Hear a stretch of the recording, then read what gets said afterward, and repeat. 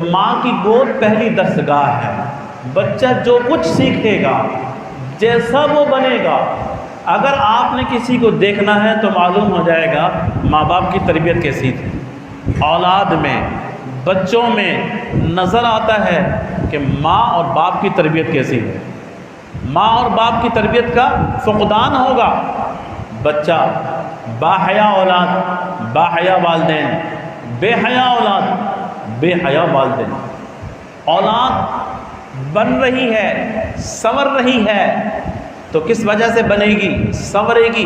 ماں باپ کی وجہ سے۔ اور اس میں بھی ماں کا دخل زیادہ ہے، اولاد کے سنورنے میں، اولاد کے بگڑنے میں۔ اگر اولاد بگڑتی ہے، اس کے بگاڑ کے اندر بھی دخل ماں کا ہے، اس کے بگاڑ کے اندر بھی دخل ماں کا ہے۔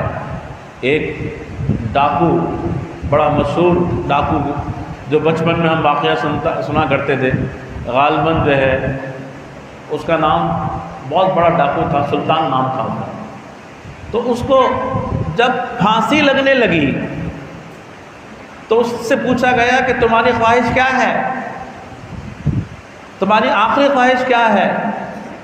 اس نے کہا میری خواہش یہ کہ میں اپنی ماں سے ملنا چاہتا ہوں، بس میری یہ خواہش ہے۔ ماں آئی، اور ماں جب ملنے آئی تو اس نے اپنی ماں سے یہ کہا کہ ماں اپنی زبان باہر نکالو، میں اس کو بوسہ دینا چاہتا ہوں۔ ماں نے اپنی زبان باہر نکالی، اس نے اپنی ماں کی زبان دانتوں میں لے کے کچل دی۔ تو لوگوں نے کہا یہ کیا کیا؟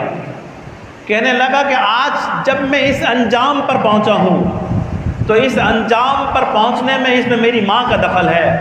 پہلی دفعہ میں نے چوری کی اور میں مرغی کا ایک انڈا چوری کر کے لایا، میری ماں نے اس کو رکھ لیا، میری ماں نے اس انڈے کو رکھ لیا۔ اگر میری ماں وہ انڈا نہ رکھتی تو آج میں ڈاکو نہ بنتا، اتنا بڑا ڈاکو نہ بنتا میں۔ پھر اس کے بعد مرغی چوری کر کے لایا، اس کے بعد پھر میں چور بنتا ہی چلا گیا۔